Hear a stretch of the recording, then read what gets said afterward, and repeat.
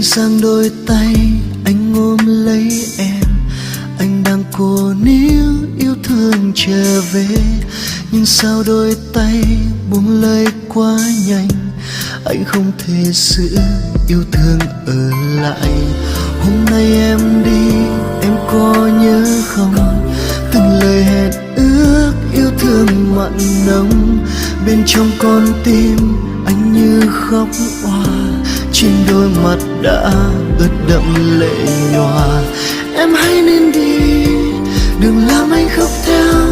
Anh không trách gì, em hãy cười lên đi. Trông thấy em cười, lòng anh cũng thấy vui. Em hãy bước đi, đừng ngoảnh lại làm chi. Em hãy nhớ rằng người anh yêu chỉ em. Em hãy tin rằng anh vẫn đợi chờ em. Anh sẽ đưa mình chìm vào sâu giấc mơ, để bước bên em như lời hứa ngày xưa.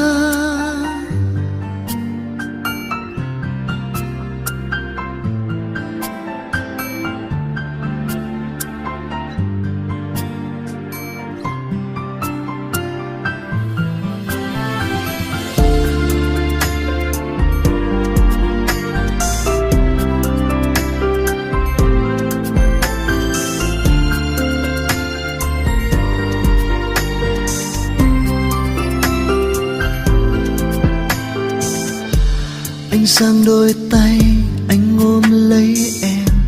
Anh đang cố níu yêu thương trở về, nhưng sao đôi tay buông lời quá nhanh.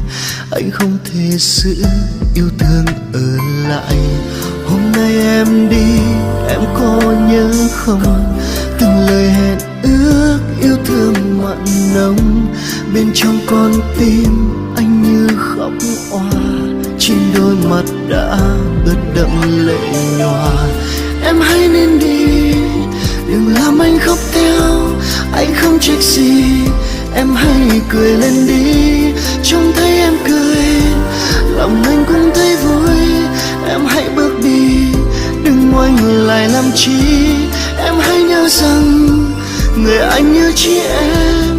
Em hãy tin rằng anh vẫn đợi chờ em. Anh sẽ đưa mình chìm vào sâu giấc mơ, để bước bên em như lời hứa ngày xưa.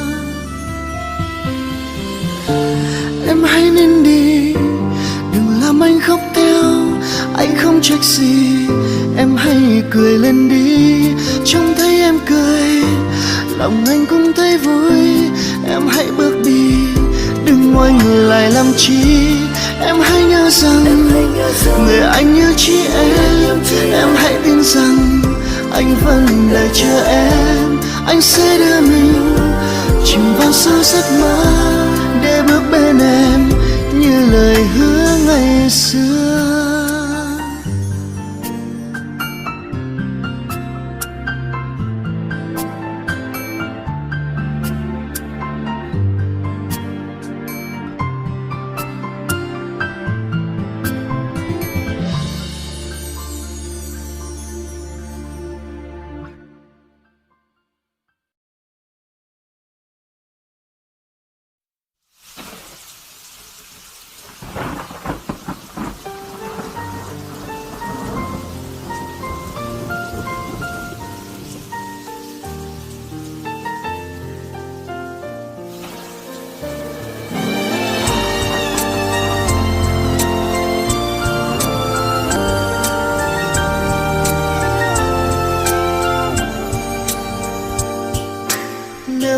Ngày xưa bước đi nhanh qua con đường mưa, thì anh đã không gặp người.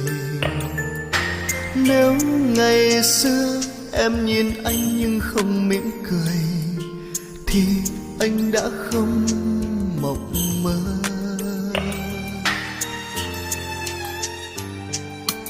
Nếu tình ta chẳng phải xa khi đang đậm sâu, thì anh đã không đau buồn. Nếu lòng anh không còn yêu em hơn chính mình, thì anh đã quên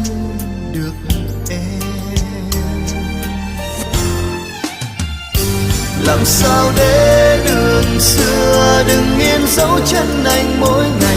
Làm sao cho lòng anh thôi gọi tên em trong một giấc mơ. Làm sao để mưa mùa thu đừng rơi khi anh đang nhớ em. Làm sao khi thấy mưa anh không buồn. Làm sao để quên niềm vui niềm hạnh phúc khi anh có người. Làm sao quên ngày chia tay để em rơi trên đôi mắt cay. Làm sao để thôi chờ mong. Làm sao tim anh thôi đừng mơ rằng ngày mai thấy em quay trở về.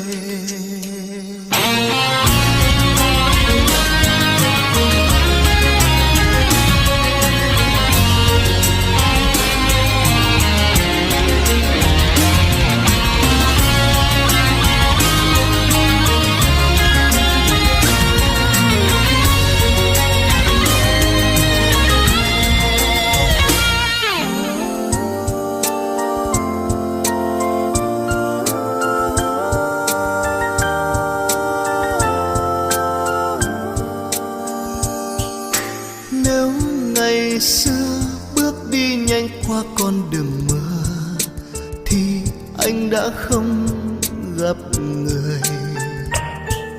Nếu ngày xưa em nhìn anh nhưng không mỉm cười thì anh đã không mộng mơ.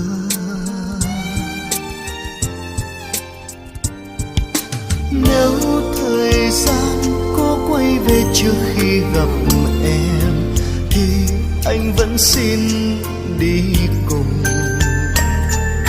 Nếu ngày xưa mưa mùa thu rơi trên lối về thì anh vẫn không vội qua. Làm sao để đường xưa đừng in dấu chân anh mỗi ngày. Làm sao cho lòng anh thôi gọi tên em trong một giấc mơ. Làm sao để mưa mùa thu đừng rơi khi anh đang nhớ em. Làm sao khi thấy mưa anh không buồn. Làm sao để quên niềm vui niềm hạnh phúc khi anh có người. Làm sao quên ngày chia tay để em rơi trên đôi mắt cay. Làm sao để thôi chờ mong. Làm sao tim anh thôi đừng mơ rằng ngày mai thấy em quay trở về. Làm sao để quên niềm vui niềm hạnh phúc khi anh có người. Làm sao quên ngày chia tay để em rơi trên đôi mắt cay. Làm sao để